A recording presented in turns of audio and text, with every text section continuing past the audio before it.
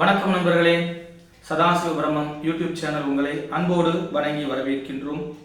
எல்லாம் வல்ல திருச்செந்தூர் முருகப்பெருமானின் திருவருளாலும் குருவருளாலும் எல்லாம் நன்மையே நடக்கட்டும் என்று வாழ்த்தி, இப்போ நம்ம பார்க்கக்கூடிய இந்த வீடியோ புரட்டாசி மாத பலன்கள். புரட்டாசி மாதத்தில் என்னென்ன சிறப்புகள் இருக்குது, இந்த புரட்டாசி மாதங்களில் 12 ராசிகளுக்கு உண்டான பலன்கள் என்ன அப்படிங்கிறத நம்ம விரிவாக பார்ப்போம். பொதுவாக புரட்டாசி மாதம் அப்படிங்கிறது கன்னி ரவி அப்படின்னு சொல்லக்கூடிய காலபுருஷனுக்கு 6வது வீட்டில் சூரிய பகவான் வருகிறார். அதே புதன் பகவான் அங்கே உச்சமடைகின்றார். அதனால் புரட்டாசி மாதத்தில் வித்யாரம்பம் அப்படின்னு சொல்லக்கூடிய குழந்தைகளுக்கு படிப்பு அப்படின்னு சொல்லக்கூடிய வேத பாடசாலைகளில் இல்லை கல்வி கூடங்களில் போய் நம்ம படிப்பு கற்றுக் கொடுக்கக்கூடிய ஒரு அற்புதமான ஒரு நாளாகவும் அந்த மாதம் சிறப்பாக அமையுது. ரெண்டாவது, புரட்டாசி மாதம் அப்படின்னு சொன்னோம்னாலே மகாலய பட்சம் சொல்லக்கூடிய முன்னோர்களுக்கு திதி, முன்னோர்களை வழிபாடு செய்யக்கூடிய ஒரு முறை ரொம்ப சிறப்பான ஒரு மாதமாக அமையுது. அடுத்தது, புரட்டாசி மாதத்தில் ரொம்ப முக்கியமான ஒரு விஷயம் எது அப்படின்னு பார்த்தோம் அப்படின்னம்னா, புரட்டாசி மாதத்தில் இந்த பெருமாள் கோவிலில் போய் வழிபாடு செய்யக்கூடிய ஒரு முறை. இந்த புரட்டாசி மாதங்களில் சனிக்கிழமை 5 சனிக்கிழமை வழிபாடு செய்கிறது, 3 சனிக்கிழமை வழிபாடு செய்கிறது, இந்த மாதிரி விஷயம் விரத முறைகள் எல்லாமே அதிகமாக இந்த புரட்டாசி மாதங்களில் இருப்பாங்க. அப்போ இந்த புரட்டாசி மாதங்களில் எந்தெந்த நாளில் என்னென்ன விசேஷங்கள் நடக்குது அப்படிங்கிறத பார்த்துட்டு 12 ராசிகளுக்கு உண்டான பலன்களுக்குள்ளார நாம் போவோம். முதல்ல புரட்டாசி மாதம் இந்த வருடம் எப்படி அப்படின்னு பார்த்தீங்க அப்படின்னா, புரட்டாசி மாதம் 1ஆம் தேதி செவ்வாய்க்கிழமை அன்னைக்கு பார்த்தீங்கன்னா பகல் 11:44 மேல் சதுர்த்தசி திதி முடிஞ்சு அடுத்து பௌர்ணமி திதி ஸ்டார்ட் ஆகுது. புதன்கிழமை காலை 8:04 வர வரைக்கும் பௌர்ணமி திதி. இன்றைய நாளில் செவ்வாய்க்கிழமை அன்று இரவு திருவண்ணாமலை இல்லை திருச்செங்கோடு நீங்கள் இருக்கக்கூடிய ஊர்களில் மலை இருக்கக்கூடிய மலை மேல் இருக்கக்கூடிய முருகப்பெருமானோ சிவபெருமான் கோவிலோ போய் வழிபாடு செஞ்சு கிரிவலம் வர்றது ரொம்ப ரொம்ப சிறப்பு. ரெண்டாவது விஷயம், புரட்டாசி மாதங்களில் வழிபாடு செய்யக்கூடிய ஒவ்வொரு கோவில்களில் ரொம்பவும் சிறப்பான பூஜையும் வழிபாடும் நடக்குது. இதில் நாம் கலந்துக்கிட்டோம் அப்படின்னம்னா நம்ம வாழ்க்கையில் நடக்கக்கூடிய எல்லா பிரச்சனைகளும் நிவர்த்தி ஆகுவதற்குண்டான வாய்ப்புகள் அதிகமாக உண்டு. அப்போ புரட்டாசி மாதங்களில் 1ஆம் தேதியே பௌர்ணமி வருது. கடைசி பார்த்தீங்கன்னா 30ஆம் தேதி அன்னைக்கு பௌர்ணமி வருது. இந்த மாதத்தில் 2 பௌர்ணமி வருது. அப்போது புரட்டாசி மாதம் 30ஆம் தேதி புதன்கிழமை அன்னைக்கு பார்த்தீங்கன்னா இரவு 8:41 இருந்து அடுத்த நாள் மாலை 4:56 வரை புரட்டாசி மாதத்தில் 2 பௌர்ணமி. 1ஆம் தேதி அடுத்தது 30ஆம் தேதி 2 பௌர்ணமி இருக்குது. இது மழை மாதம்னு சொல்லுவாங்க. பொதுவாக பார்த்தீங்க அப்படின்னா மற்ற மாதங்களாக இருந்துச்சுன்னா முகூர்த்தங்கள், கல்யாணம் திருமணம் செய்யறதுக்கு உண்டான முகூர்த்தங்கள் வைப்பாங்க. புரட்டாசி மாதமாக இருக்கிறதுனால பெரும்பாலும் முகூர்த்தம் வைக்கிறதுக்கு உண்டான வாய்ப்புகள் கிடையாது. அப்போ புரட்டாசி மாதம் 2ஆம் தேதி மகாலய பட்சம் ஆரம்பம். புரட்டாசி மாதத்தில் 2ஆம் தேதி 15 நாட்கள் பட்சம், அதாவது மகாலய பட்சம் சொல்லக்கூடிய இறந்தவர்களுக்கு திதி கொடுத்து முன்னோர்களை வழிபாடு செய்யக்கூடிய ஒரு நன்னாள். இப்போ புரட்டாசி மாதம் அமாவாசை அன்னைக்கு எல்லா கோவில்களையும் போய் அந்த திதி கொடுக்கக்கூடிய ஒரு விஷயங்களை செய்வாங்க. அப்போது புரட்டாசி மாதத்தில் அந்த 15 நாட்களுமே நம்ம வழிபாடு செய்கிறது சிறப்பு. அந்த 15 நாட்களில் எந்தெந்த நாளில் எந்தெந்த கோவில்களில் வழிபாடு செய்கிறது, திதி எப்படி கொடுக்கறது அப்படிங்கிறத நம்ம இன்னொரு வீடியோவில் நம்ம சிறப்பாக பார்ப்போம். இன்னொரு வீடியோ அதுக்கு உண்டான விஷயத்தை நம்ம சொல்லுவோம். அப்போது இந்த புரட்டாசி மாதத்தில் பார்த்தீங்கன்னா 2ஆம் தேதி மகாலய பட்ச ஆரம்பம் 15 நாட்கள் நடக்குது. ரெண்டாவது, புரட்டாசி மாதத்தில் நடக்கக்கூடிய மகாபரணின்னு சொல்லக்கூடிய புரட்டாசி மாதம் 5ஆம் தேதி அன்னைக்கு பரணி நட்சத்திரம் வருது. அன்றைய நாளில் முன்னோர்களை நினைத்து திதி கொடுக்கறது ரொம்ப ரொம்ப சிறப்பு, மகாபரணி.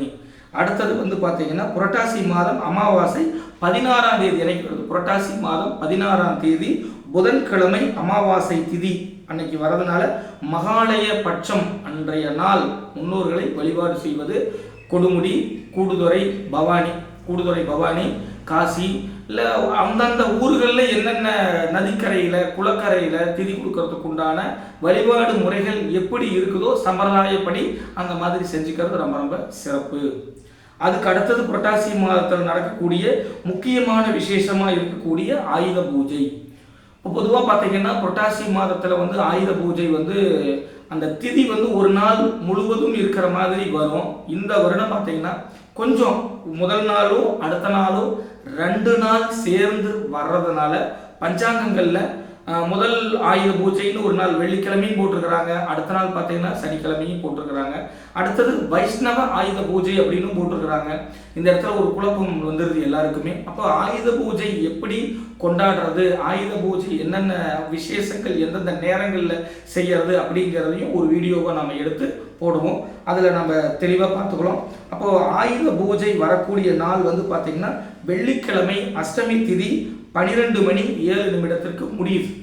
அப்போது மகா நவமி என்று சொல்லக்கூடிய நவமி திதியில தான் நம்ம ஆயுத பூஜையை கொண்டாடுறோம். அப்போ வெள்ளிக்கிழமை தான் ஆயுத பூஜை மாலை நேரத்தில் வர்றதுனால சனிக்கிழமை காலையில் வந்து பார்த்தீங்க அப்படின்னா 10 மணி 59 நிமிடம் 11 மணி வரைக்கும் நவமி திதி இருக்கிறதுனால ஒரு சில சனிக்கிழமையும் நம்ம வந்து ஆயுத பூஜை கொண்டாடலாம், தவறு இல்லை அப்படின்னு சொல்லக்கூடியவங்களும் பகல் நேரத்தில் செய்கிறதுனால காலையில் நேரத்தில் செய்யலாம், ஒன்றும் தவறுகள் இல்லை.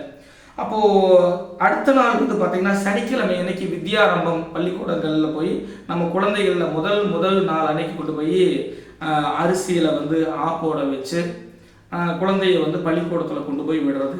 சனிக்கிழமை ஞாயிற்றுக்கிழமை மகா விஜயதசமி அந்த நாளில் கொண்டு போய் வழிபாடு செய்கிறது. பள்ளிக்கூடங்களில் கொண்டு போய் நம்ம குழந்தைகளில் முதல்ல வித்யாரம்பம் செய்கிறது ரொம்ப ரொம்ப சிறப்பு.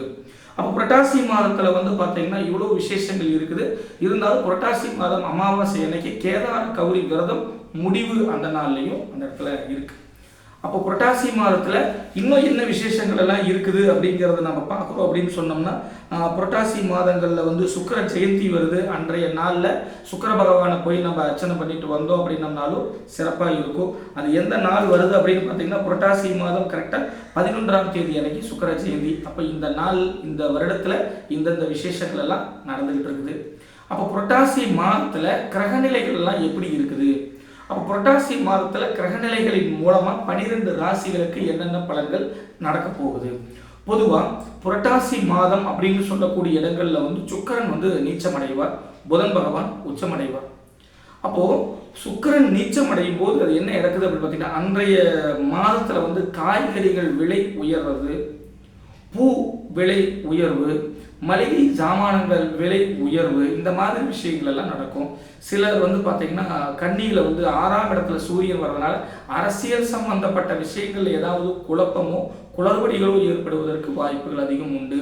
அடுத்தது வந்து பார்த்தீங்கன்னா புதன் பகவான் உச்சமடைகிறதுனால கல்வி சம்பந்தப்பட்ட விஷயங்கள், ஃபைனான்ஸ் சம்பந்தப்பட்ட விஷயங்கள், பத்திரப்பதிவுகள் செய்கிறது, இந்த மாதிரி விஷயங்கள் எல்லாம் சிறப்பாக நடக்க ஆரம்பிக்கும். அப்போ இதெல்லாம் பொதுவான பலன்கள். இப்போ 12 ராசிகளில் என்னென்ன விஷயங்கள் எப்படி நடக்கும் அப்படிங்கிறது நம்ம பார்ப்போம். அப்போ முதல் ராசி மேசராசி. மேசராசிக்காரர்களுக்கு இந்த புரட்டாசி மாத பலன் எப்படி இருக்கும் அப்படின்னு பார்த்தோம் அப்படின்னோம்னா வரவு வந்தாலும் செலவு அதிகமாக இருக்கக்குண்டான வாய்ப்புகள் மேசராசிக்காரர்களுக்கு உண்டு. புரட்டாசி மாதத்தை கடந்து அடுத்தது ஐப்பசி கார்த்திகை திருமணம் ஆகாதவர்களுக்கு திருமணம் நடப்பதற்கு உண்டான செய்திகள் வந்து சேரக்கூடிய காலம் அமையும். புரட்டாசி மாதத்தை கடந்து ஐப்பசி கார்த்திகை வீடு கட்டணும் இல்லை நிலம் வாங்க வேணும் அப்படிங்கிற விஷயமும் அவர்களுக்கு நடக்கிறதுக்கு வாய்ப்புகள் அதிகமாக உண்டு. புரட்டாசி மாதம் உங்களுக்கு ஒரு ஏற்றமான காலம். அடுத்த ராசி ரிஷபராசி. ரிஷபராசிக்குள்ளார ஜென்ம குரு பகவான் உட்கார்ந்து இருக்கிறதுனால நிறையா தடை தாமதங்கள், நாம் செய்யக்கூடிய விஷயங்கள்ல சில பிரச்சனைகள் நம்மை தேடி வரக்கூடிய காலமாகவும் அமையுது. இந்த மாதத்துல வந்து பார்த்தீங்கன்னா ராசி நாதனே நீசம் அடைகிறதுனால பொருளாதாரம் சம்பந்தப்பட்ட விஷயங்கள், கடன் வாங்கிறது, இல்லை குழந்தைகள் வந்து படிப்பில் வந்து சரியாக அக்கறை காட்டாமல் இருக்கிறது, இல்லை குழந்தைகள் விஷயத்தில் வந்து உடல்நல தொந்தரவுகள் ஏற்படுத்துறது, இந்த மாதிரி விஷயங்கள் ஏற்படுது. இந்த வருடம் இந்த மாதம் புரட்டாசி மாதம் கொஞ்சம் ஏற்றம் குறைவாக தான் இருக்கும். இருந்தாலும் புரட்டாசி மாதங்களில் பெருமாள் கோவிலில் போய் வழிபாடு செய்கிறது, மகாலட்சுமி தாயாரை வழிபாடு செய்வது சிறப்பு. இந்த மாதத்திற்கு நீங்கள் ஆயுத பூஜை அன்று இல்லைன்னா வெள்ளிக்கிழமை அன்று மகாலட்சுமியை வழிபாடு செய்து வந்தால் கடன் சம்பந்தப்பட்ட விஷயங்கள் நிவர்த்தியடைய வாய்ப்புகள் உண்டு. அடுத்த ராசி மிதுன ராசி. மிதுன ராசி, இந்த ராசியை பொறுத்தவரை புதன் பகவான் உச்சமடைகிறதுனால மிதுன ராசிக்காரர்கள் வீடு நிலம் சம்பந்தப்பட்ட விஷயங்கள், புதிதான ஒப்பந்தங்கள் சம்பந்தப்பட்ட விஷயங்கள், தொழில் சார்ந்த விஷயங்களுக்கு வெளியூர் வெளிநாடு வெளி மாநிலங்கள் போகக்கூடிய விஷயங்கள் எல்லாம் ஏற்பட வாய்ப்புகள் உண்டு. புதன் இந்த ஜாதகருக்கு ராசிநாதனாக வந்து 4ஆம் இடத்தில் உச்சமடைவதால் இந்த மாதம் இந்த புரட்டாசி மாதம் அவர்களுக்கு ஒரு வெற்றியை கொடுக்கக்கூடிய மாதமாகவும், படிப்பு வேலை சம்பந்தப்பட்ட விஷயங்களில் வெற்றியை கொடுக்கக்கூடிய மாதமாகவும் அமையும். அடுத்த ராசி கடகராசி. கடகராசி பொதுவாக கடகராசி சொல்லும்போது இந்த 2.5 வருஷமாகவே எங்களுக்கு வந்து அஷ்டம சனி ஓடிக்கிட்டு இருக்குது, இந்த மாதம் மட்டும் சிறப்பாக இருக்க போகுது, எப்பவும் போலத்தான் அப்படிங்கிற மாதிரி நினைப்பாங்க.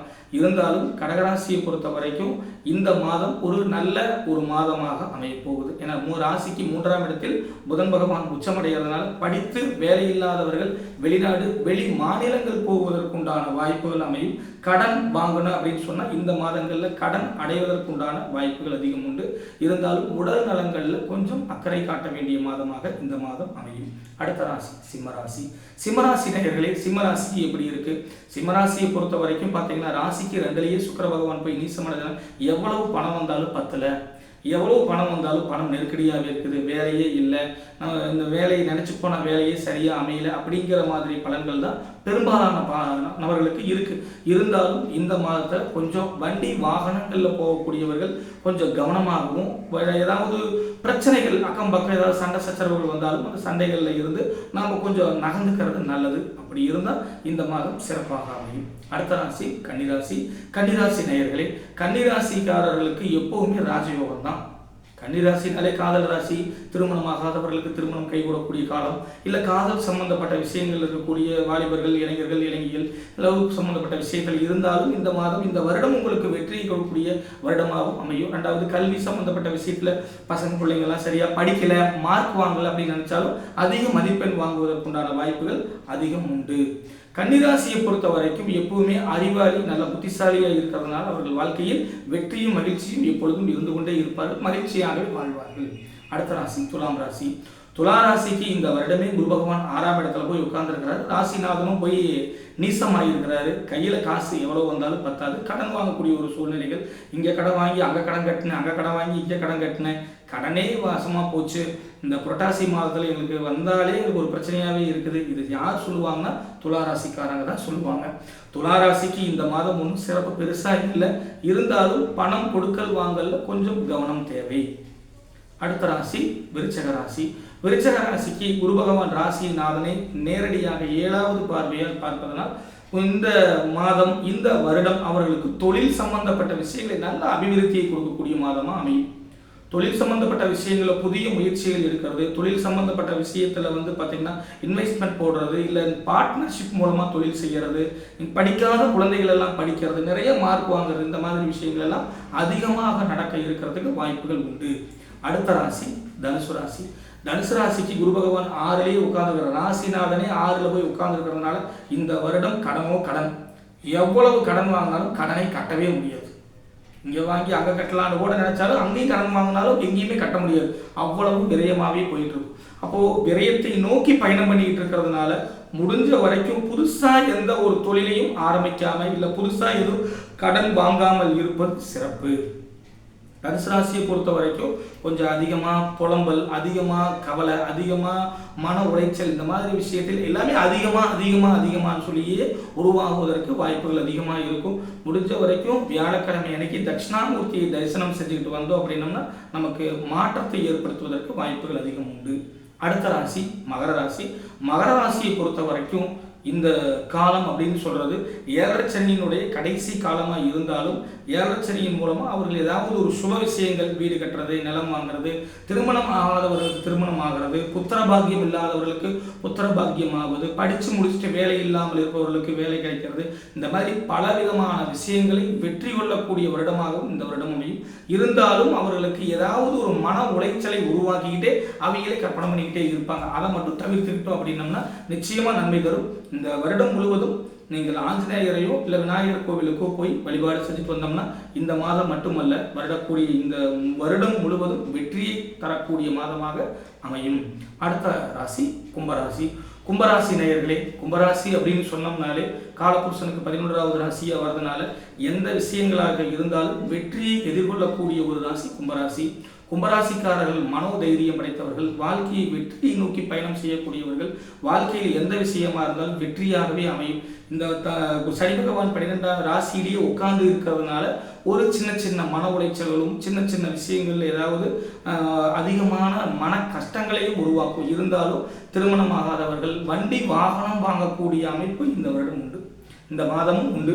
ஏதாவது வண்டி வாங்கலாம்னு இருக்கிறேன். ஏன்னா ராசிக்கு 9ஆம் இடத்துல போய் சுக்கிர பகவான் போய் உட்காரதுனால ஏதாவது வண்டி வாங்கலாம்னு ஆசைப்பட்டோம் அப்படின்னா நிச்சயமா இந்த மாதம் வாங்குறதுக்கு வாய்ப்புகள் உண்டு. இவ்வளவு நாளாக நான் வேலைக்கு போகிறேன், நடந்தே வரேன், எனக்கு வண்டி வாங்கலாம்னு ஒரு ஆசை இருக்குது அப்படின்னு நினச்சிங்கன்னா வண்டி வாகனங்கள் வாங்குவதற்கு வாய்ப்புகள் அதிகம் உண்டு. அடுத்த ராசி மீனராசி. மீனராசிக்காரர்களுக்கு எப்பவுமே அமோகமான வாழ்க்கை தான். மீனராசிக்காரரை பொறுத்த வரைக்கும் பார்த்தீங்க அப்படின்னா திட்டமிட்டு வாழ்க்கையை நகர்த்துறதுனால வாழ்க்கையில் எப்பவுமே ஒரு புதிய புதிய விஷயங்களை திட்டம் போட்டுக்கிட்டே இருப்பாங்க. இருந்தாலும் ஏழரை ஸ்டார்டிங்காக இருக்கிறதுனால இந்த ராசி நாதன் 3ஆம் இடத்துல இருக்கிறதுனால எந்த முயற்சிகள் எடுத்தாலும் அந்த முயற்சிகள் நமக்கு வெற்றியை கொடுக்கும். இந்த மாதத்தில் ராசிக்கு 3 கூடியவன் போய் நீசமாகிறதுனால சகோதரத்திற்குள் அண்ணன் தம்பி இருந்தாங்க, இல்லை அக்கா தங்கச்சி இருக்கிறாங்க அப்படின்னா சண்டை சச்சரவுகள் வருவதற்கு வாய்ப்புகள் அதிகம் உண்டு. பெரும்பாலும் மீனராசியை பொறுத்த வரைக்கும் யாரையும் நம்புறதில்லை, அதனாலேயே அவங்களுக்கு பிரச்சனை ஸ்டார்ட் ஆகிடுது. யாரையா ஒருத்தர் நம்பினாங்கன்னா, ஏன்னா அந்த ராசியே பார்த்தீங்கன்னா மீன், கழுவுற மீன்ல நழுவுற மீன், எந்த விஷயமா இருந்தாலும் அந்த நழுவி நான் வெளியே போயிடுவேன் அப்படிங்கிற ஒரு குணம் அவங்களுக்கு இயற்கையாகவே இருந்துகிட்டே இருக்கும். மீனராசியை பொறுத்தவரை இந்த மாதம் அவர்களுக்கு ஒரு நல்ல மாற்றத்தையும் முன்னேற்றத்தையும் உருவாக்கக்கூடிய மாதமாக அமைகிறது. 12 ராசிகளுக்கு உண்டான பலன்களை நம்ம பார்ப்போம். அடுத்த மாதம் ஐப்பசி மாதம் உண்டான பலன்களை அடுத்த ஒரு வீடியோவில் நம்ம பார்ப்போம். இந்த புரட்டாசி மாதம் எல்லோருக்கும் நன்மையாக அமையட்டும். புரட்டாசி மாதங்களில் இறைவனுடைய பரிபூரண அருள் எல்லோருக்கும் கிடைக்கட்டும். இறைவனுடைய அருள் ஆசீர்வாதங்கள் அனைத்தும் கிடைத்து வாழ்க்கையில் வாழ்வாங்கு வாழ, வாழ்க்கையில் வெற்றி பெற எல்லாம் வல்ல எம்பெருமான் திருச்செந்தூர் முருகப்பெருமானுடைய திருவருளோடு மீண்டும் அடுத்த பதிவில் சந்திக்கும் வரை நன்றி கூறி விடைபெறுகிறேன். நன்றி, வணக்கம். சதாசிவபுரம்.